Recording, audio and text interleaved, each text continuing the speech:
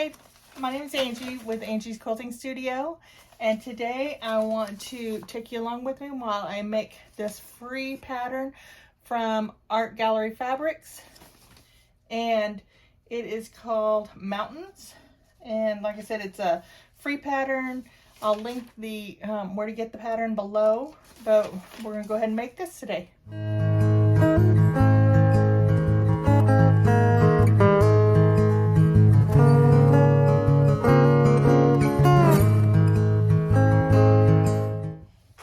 So the first thing that you need to do is cut out your strips, which I have everything all cut out according to the directions. And I have these little labels on them. This one is A, so I just want to make sure just to keep them separate. I'm gonna lay these down, and I have this one labeled as B, and so on and so forth, I think until O. So we'll go ahead and cut those, and yeah, get those all cut, and then I'll show you what I do after this. Okay, and how I'm cutting these out is the first row I put the template face up. The second row I will put it, or second cut, I'll put it face down, and then just alternate on each cut.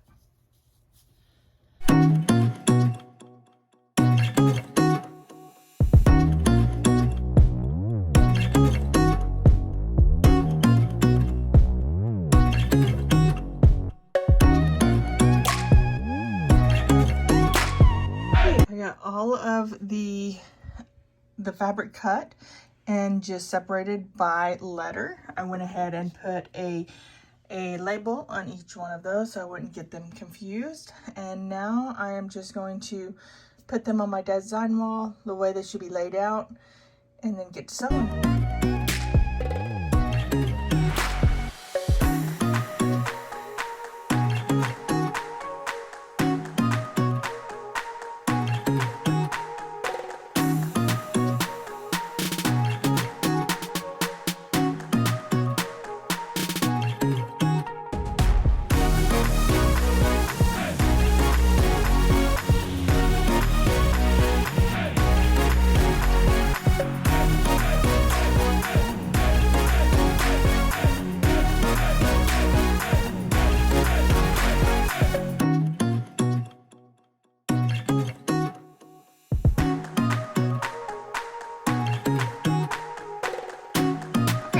All of the rows are sewed together except for the very last row at the bottom, and I will sew those together and let you watch. And I will also show you how I sewed the triangles. There's a little trick to that, so I will get those sewn up real quick. Whenever I grab these from the design wall, I make sure to grab them and just stack them one on top of each other. That way I can keep them all together and situated. And I'll take you over to the sewing machine because I also have a picture that helps as well. Okay, here's how I kind of stack those up one on top of each other. And here's my picture, kind of a guide to go by. And what I will do is lay these out according to what the picture says. So this first one, the point is up, so I want to make sure to keep it like that. And then the next one, the point is like this. And then I'll just continue all the way down the row, put it in front of my sewing machine so I know which way to go. So the first part of whenever you sew is pretty simple. Whenever you have the two here, you would just kind of put them, they're the same size, so you would just put them together, right sides together, and just kind of match these up. And whenever you're sewing triangles, you want to make sure just to sew along the edge. So whenever you flip them open, they're going to be, they'll look weird like a diamond shape, but I'll show you what it looks like after I sew this. I usually chain piece these, but I'm going to sew one up first to show you what it looks like. And you don't want to start at the edge here, because I'm going to start along here because it's a 1/4 inch seam allowance. So I'm going to start here, so that way also this doesn't go down into the sewing machine And whenever you get these points like that, sometimes they're easy just to go down the sewing machine, and we don't want that to happen. So I have my 1/4 inch tape here, so I know that this is my 1/4 inch seam allowance. I just use a regular regular foot, the one that came with the sewing machine. I don't usually change them out too much, but I do have a 1/4 inch foot as well. I just don't usually change them out very much. Okay.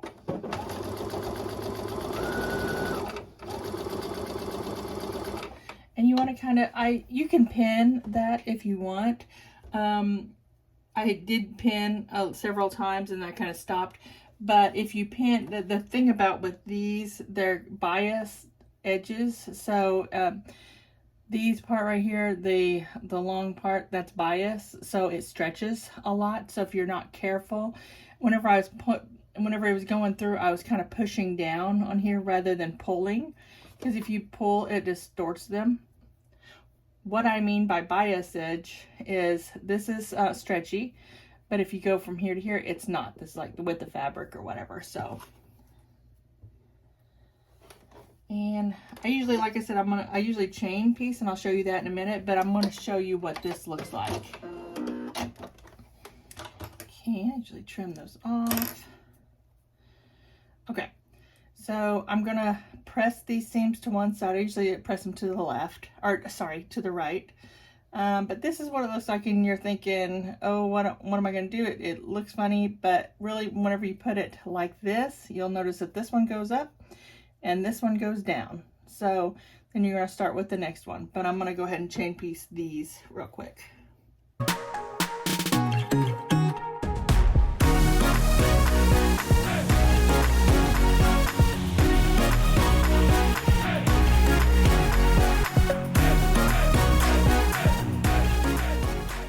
Okay, so I have them all sewn up together, and what I like to do is go ahead and just press them, especially when they're like this. Sometimes when I'm further along in the process, I won't press, I'll just try to finger press, and that's it.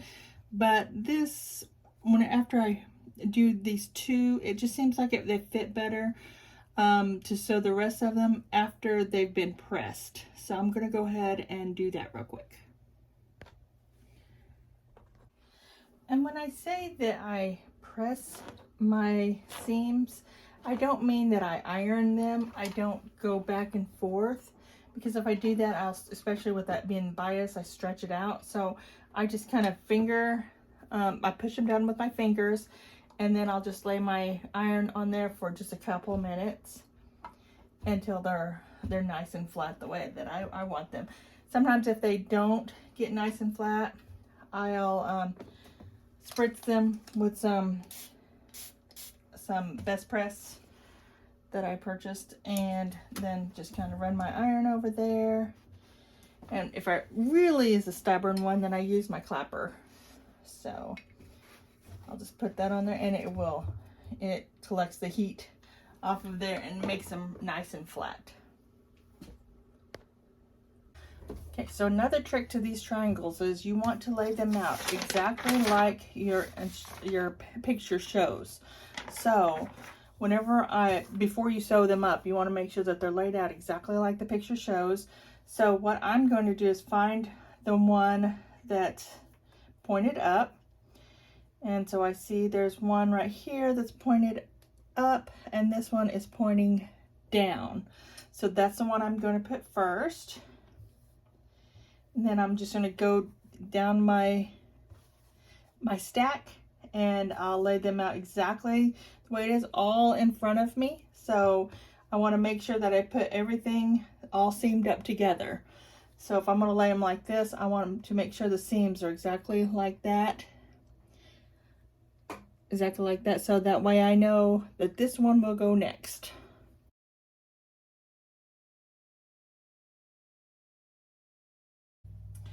Now that I have them all in front of me in a row, exactly the way I want them laid out, then I will go ahead and sew these stacks together. So what I want to do, what I'm looking for, is whenever I put them side by side for triangles, you want to make sure to line up that top edge up here with the top one. You might get a little bit hangover right down here, but that's okay. You just want to make sure you line up the top with this down at the bottom, and then you would sew your 1/4 inch seam allowance.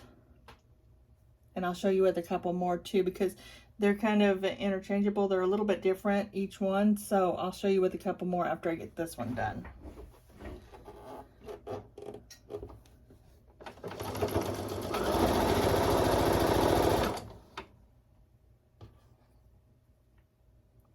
Okay, so if you notice, I have my top up here and then my top here. I'm just going to fold these over, and I'm going to just match those up. So I'm just going to match these up like this to the top of my triangle.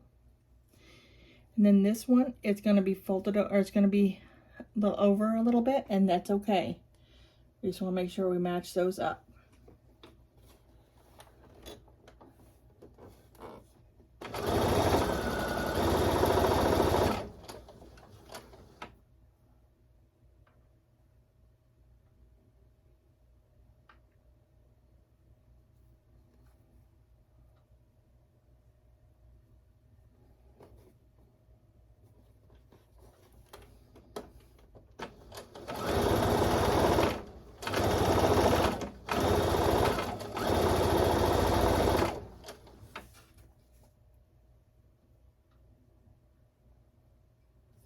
This one's a little bit different, so I want to make sure that you see this.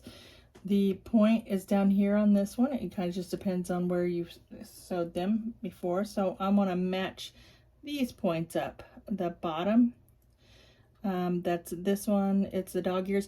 That's why whenever you're sewing triangles like this, I want to make sure you don't trim off any dog ears at this time until after.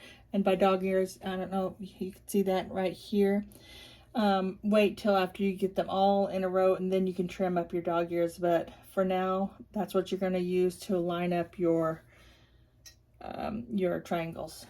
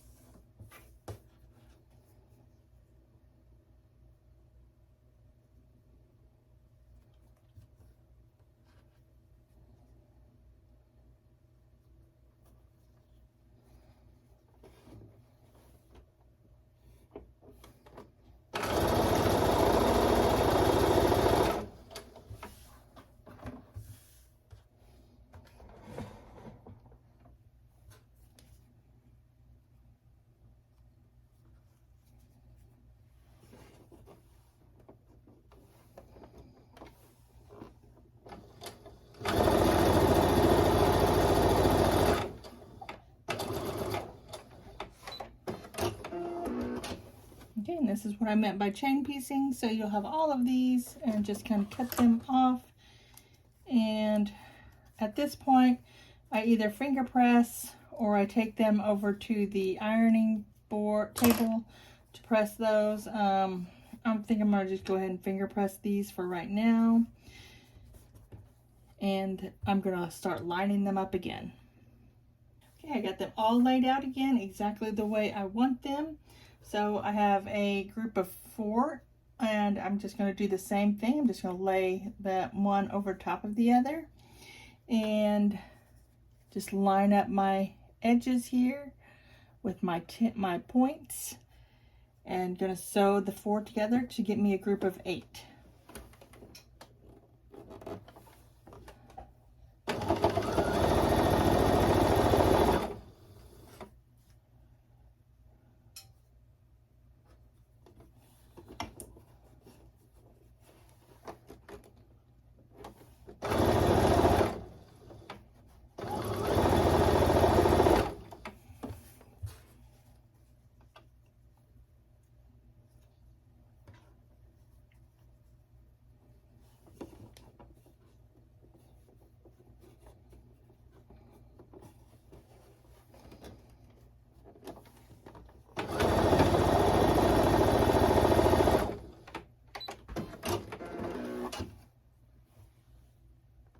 And here's my row all sewn together. So I'm going to get this a good pressing. And what I'm going to do is going to trim off these dog ears, make sure it's nice and even at the top and the bottom. And then we're going to sew the rows together. So what I did was stack up my rows one on top of each other. And you want to make sure that you definitely keep these organized to where you're sewing them together correctly per the pattern. So what I am going to do is I'm definitely going to pin these, or actually I'm probably going to use these clips that I got these clips off Amazon. I'll link those below too, but I'll probably use these clips to get 2 rows at one time. And if it makes it easier, you can leave all of these on your whatever your working table, floor, design wall, whatever, and just do one at a time, so it's less confusing. Probably what I'm going to do is go ahead and sew up 2 rows together, put those on my design wall, make sure that they're exactly the way I want them, and just do 2 at a time and put them on my design wall. And then I'll go back and grab some. After I do that, I'll grab 2 and sew those onto the next 2. So, but for now, I'm gonna just do this. What you do is you put one down like this, and then you put one right sides together, and make sure all of your points match on here. So that way, and I put this like this, so that way you know that the points will match. So I'm gonna go ahead and do that.